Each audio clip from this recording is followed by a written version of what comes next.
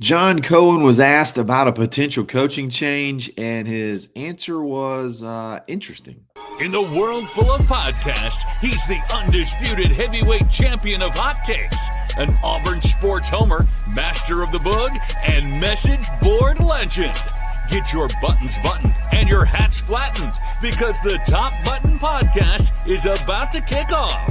And you don't want to miss your courtside seat. Now, here's your host, Charlie Five. Yes, sir. We're back. It's another episode of the Top Button Podcast. I'm your host, Kyle Rush, a.k.a. Charlie Five, and we are ready to get after it. We got to discuss John Cohen's comments in regards to a possible coaching change. Pretty interesting. And it doesn't really give me a ton of confidence if I'm Hugh Freeze. Hoops falls in overtime in their exhibition. We're going to talk about that. Keyshawn Hall is incredible.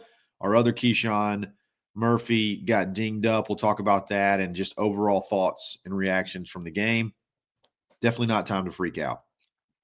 We'll jump into all that in just a second, but before we do that, let's give a quick shout out to Rhoback.com. Use coupon code BARN20 to take 20% off your order. Polos, hoodies, doesn't matter. They got it.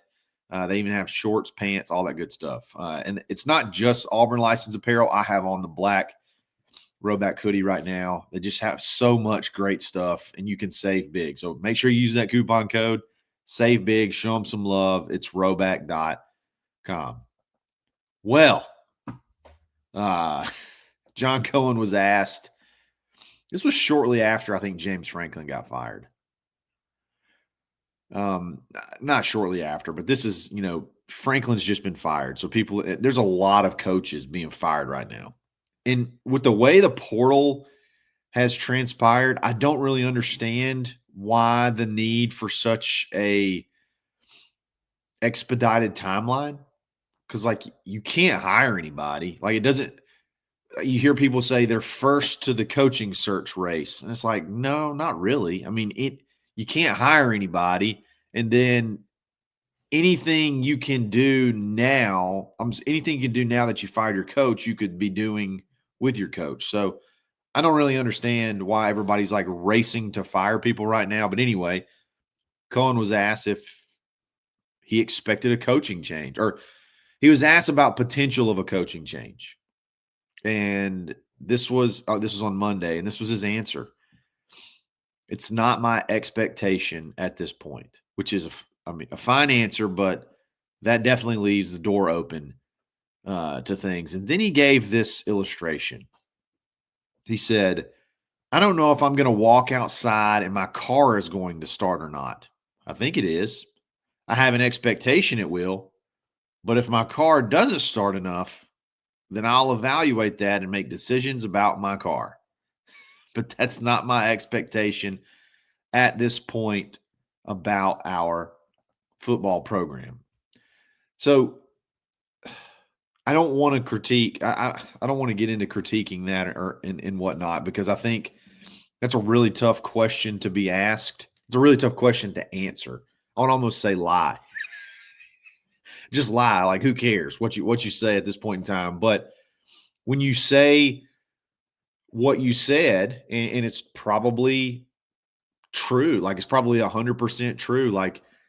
I have faith that they could get this thing done and they could get on a little run here. Got faith. I expect that we should be good enough to beat Missouri. And then if you run off 4 in a row after that, now you're sitting at 8-3 with a chance to maybe be playing for a playoff spot. Who knows? That's obviously, I know a lot of us, that seems essentially impossible, but it is on the table. So I think that's fine to have those expectations.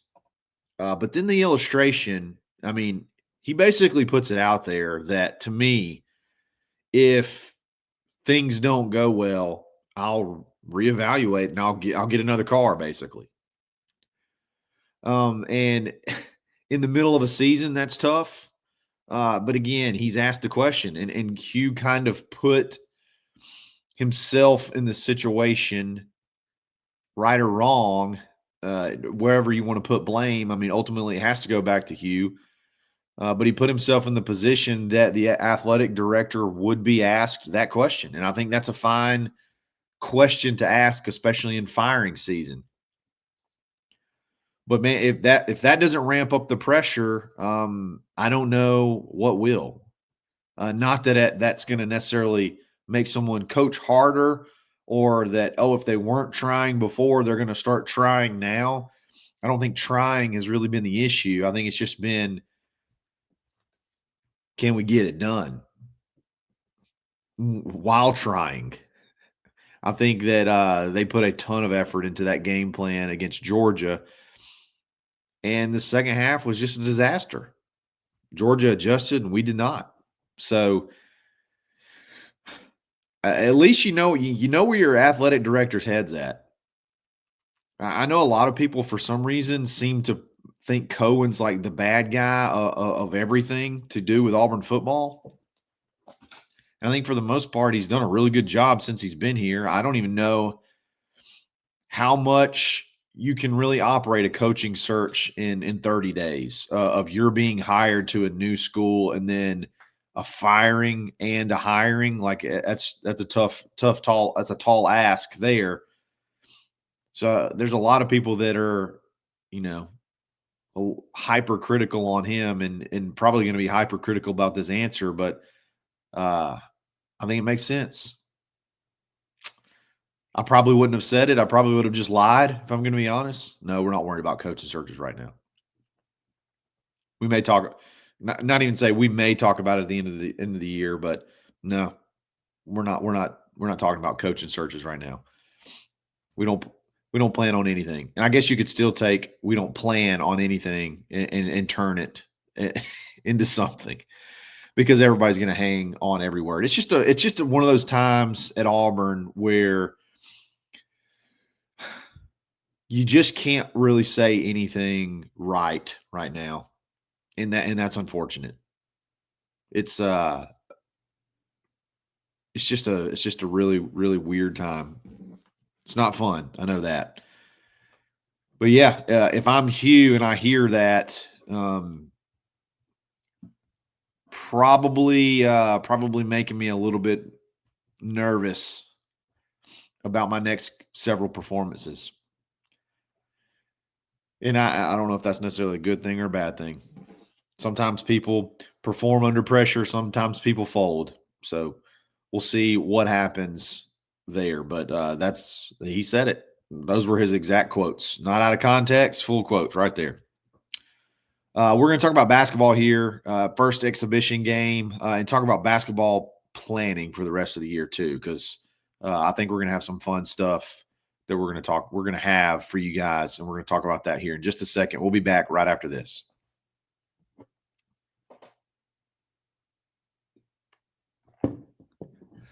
Basketball falls last night in their exhibition in overtime, 97-95.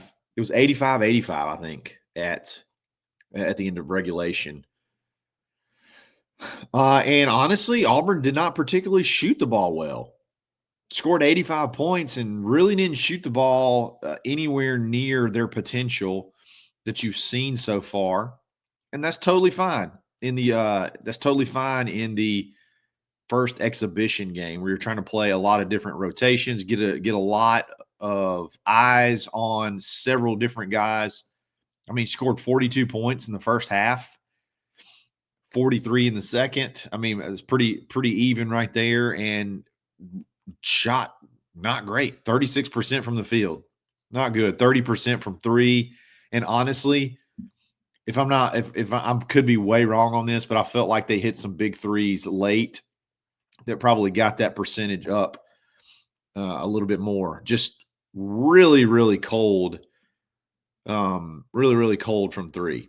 And I think they expect to be able to shoot and hit a lot of threes. I think that's kind of a big part of the game plan. They got some really good shooters. You got Tahad, you got Elijah Freeman, who's a good from three. You got Keyshawn Hall, who's good from three. You got Bashir, who's good from three. Magwood. You got a bunch of dudes that can shoot from three. Jovic. They just weren't falling. It's really cool the way they had it set up. It was very intimate. There's only 2,500 people there. Really cool for a exhibition game. And a few things that stood out to me in the game, and I'm sure you're going to hear this elsewhere, but I wanted to talk about it as well. Keyshawn Hall is every single bit of who we thought he would be. When you go out and you're trying to find a big offensive presence that you can run your whole offense through, he's the guy. Here's another key thing to think about from last night. He scored 26 points in 26 minutes. You played, 40 minutes and then in overtime, all right? You go look at their best player, Roy. He played 42 minutes, which is insane in an exhibition game. We only had three players play 30 minutes or more, and it was actually like 30, 30, and 31. And it was Kevin. Only two of them were in the starting lineup. So you had Kevin Overton, which is understandable, and Elijah Freeman played 30 minutes. And then you had Sebastian Williams-Adams, true freshman, play 31 minutes. So Keyshawn Hall scored 26 points, almost leading. Definitely led Auburn scorers, but Roy only scored 28 and Coleman only scored 28. And both of those guys played exponentially more minutes than Keyshawn Hall. Roy played like 16 more minutes than Keyshawn Hall. Coleman played 10 more minutes. He's good, bro. He's really, really good. And they didn't lie about him being able to get to the line. I think his game tying in regulation play was an and one. Made a layup, hits the free throw, ties it up, goes to overtime. He's good. He's good. I think defensively need a little bit more work, but offensively he's every bit of who we thought he would be. 2 or 3 from deep, 7 of 14 overall. 50% from the field. What more can you ask for? 26 and 8. It's pretty solid. Pretty solid. Other guys that really stood out to me. We just talked about Sebastian Williams-Adams. Not a huge scoring threat right now, but man, he works hard. He works hard. He had 9 rebounds, and I would wager, I don't have it pulled up, but I would wager not half, but maybe 3 or 4 of those were offensive rebounds. And maybe some of them were even for second chance points. He just works hard. Works so hard. I'm fired up for Sebastian Williams-Adams.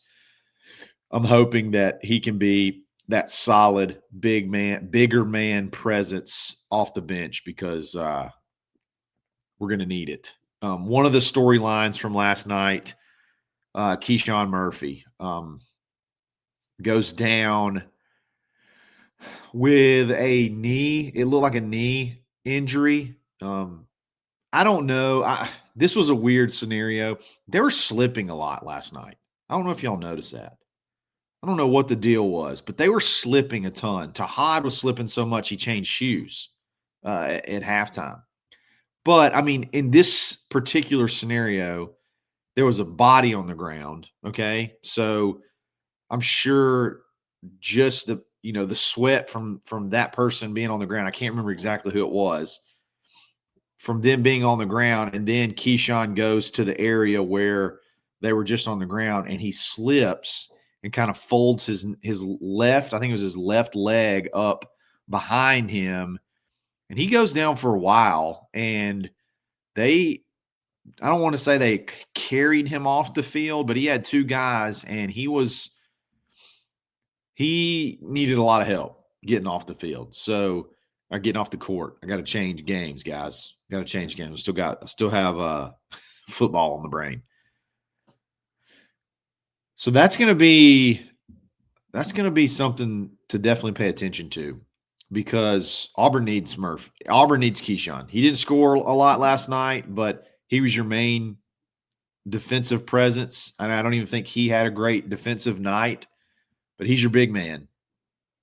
You really, really need him if you're out of Keyshawn. If Keyshawn Murphy is out for any extended period of time, it's going to be a tough hill. It's going to be a tough mountain to climb because they're just not super big. Not super big, but they're scrappy. But you definitely don't want to miss Keyshawn Murphy. I thought Oklahoma State was huge. They had some big old boys, and for the most part, the total rebounds, they ended up getting a lot more rebounds. They ended up getting like +9 on the boards, but at halftime, it was really close. And I think we got a way more offensive rebounds. At one point in time, we were way ahead, and we still ended up with more offensive rebounds. A lot of second chance points. Worked hard. Again, just go back to that. They just kind of the theme with Sebastian Williams-Adams. Worked real hard and just couldn't quite get it all the way done. There's going to be a ton of people that freak out over this. Just get ready. There's going to be a ton of people that are panicking. Oh my God, we gave up this many points. We can't play defense anymore. It's over. Bring out the tarps, cover the field, back up the trucks, turn it into a parking lot. Let's calm down a little bit. If you're one of those people, let's calm down a little bit. Oklahoma State, for whatever reason, they had 3 guys. I already talked about Roy, who played 42 minutes. Then their guard, Curry, played 34 minutes. Then Coleman played 36 minutes. It seemed like this one meant a little bit more to them than it did to us. And don't take that comment wrong either, because it's an exhibition game. I know you want to win all of them, but this is a game that you can play that doesn't count, and you can play a ton of guys a lot of minutes.